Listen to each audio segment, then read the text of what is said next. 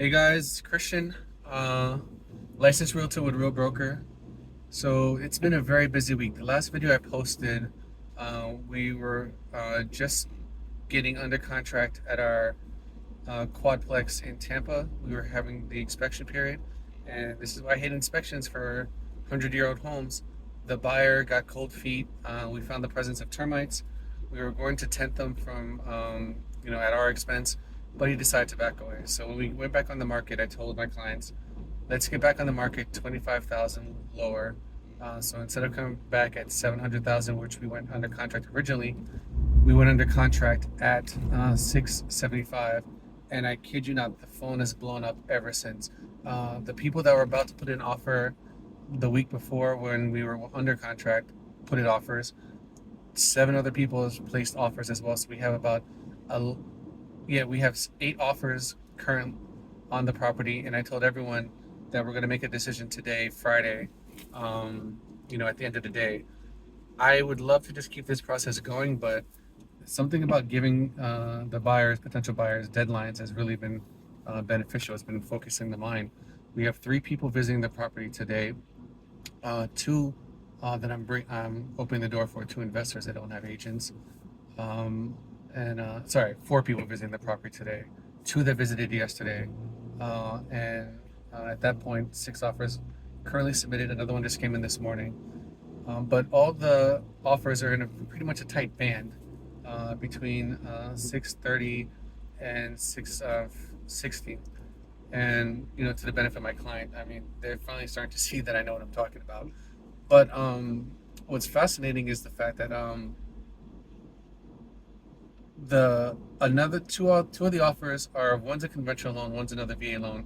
We disclosed the contents summary of the previous inspection, and they still put in offers. I said, "Oh, great, I can deal with that." So we might have been under contract anyway. So it's just pretty cool. So now I'm pretty sure I know which offer my client's gonna go with, based on the ones we've already received. But from the phone calls that I've had, we might get two more that might be above. So yeah, it'd be good for my clients to actually get this property, sold and transacted. So yeah, we're pretty happy with this so far. The interesting thing with the seller financing deals is that because I guess our prices come down, their math has gotten better, but still I haven't been able to square the circle. There is no seller financing option that my clients are in love with, and especially at their age, and they're in the mid 70s. Cash is king. So if they can walk away with a one and done deal, I don't think they would accept an offer that was seller financing if it was, twice what the property was worth. We had one previously that was when the property was listed for 750. We had no When the property was listed for 800. We had an offer for well over a million, but it was be over 8 years, and they said no. So now that we're at 675, and the offers are basically coming in close to list, they're they're saying let's just take a cash deal and walk away. So that's where we're at now. It's pretty interesting. I'm gonna have a really busy day, driving to Tampa, opening the doors, showcasing, and then looking at my watching. Sir, I really appreciate you looking at this property, but we are gonna make a decision at 5. Like, that just seems unreasonable for people traveling to see the property, but it is what it is. Another benefit, I have a really good relationship with a lender from one of the first properties that closed this year. We just keeping in touch every few weeks, and he's referred me to one of his clients that was looking to refinance their home. And because of the situations with the refinance, he may end up being unable to refinance, in a beneficial situation. So he suggested, why don't you talk to my friend Christian? Maybe selling your house might make more sense than refinancing. The individual, is from the Bahamas, and is looking to move back. And so I'll be meeting him later today at 11 a.m. Obviously, shave and get myself looking nice. But we had a conversation yesterday. I gave him the broad details about the comps that I ran in his community, and what the prices are looking at.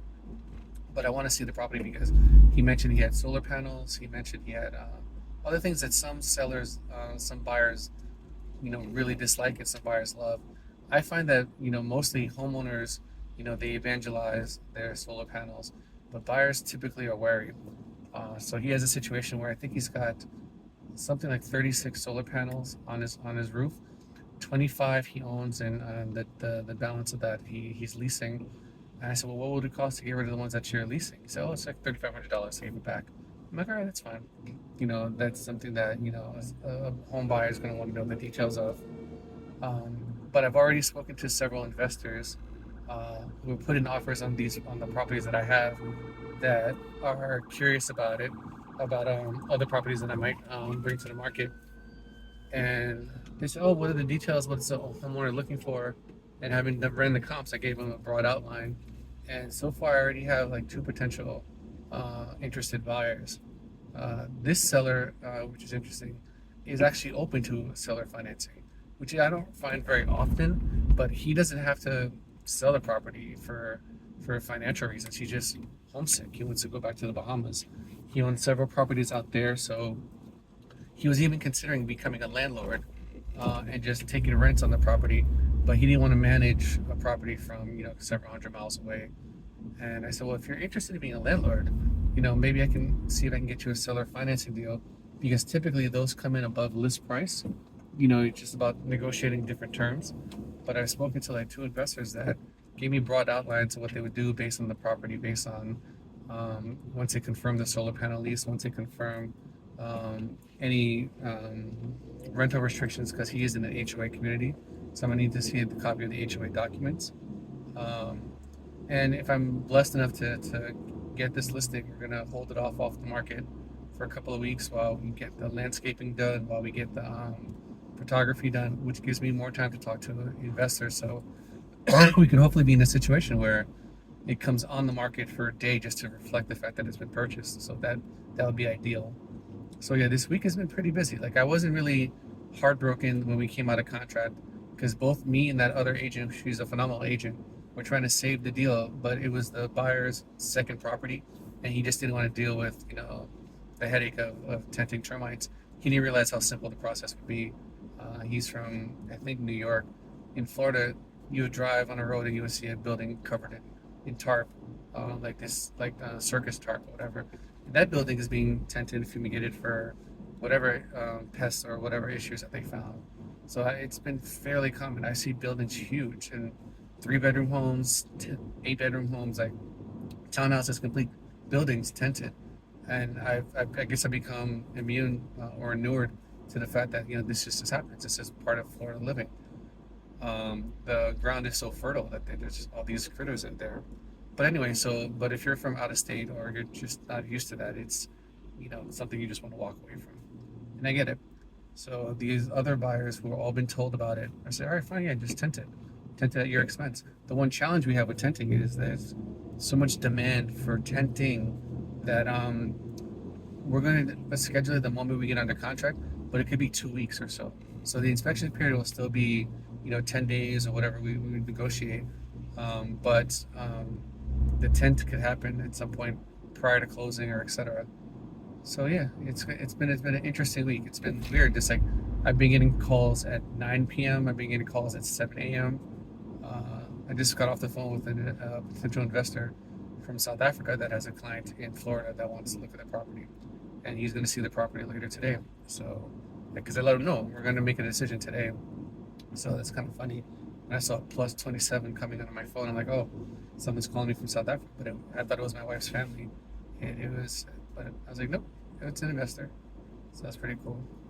So anyway, that was an interesting way to start my Friday. I hope by tomorrow we are under contract for a deal that is, to the benefit of my clients, to the benefit of me and my family, and I hope we can close quick.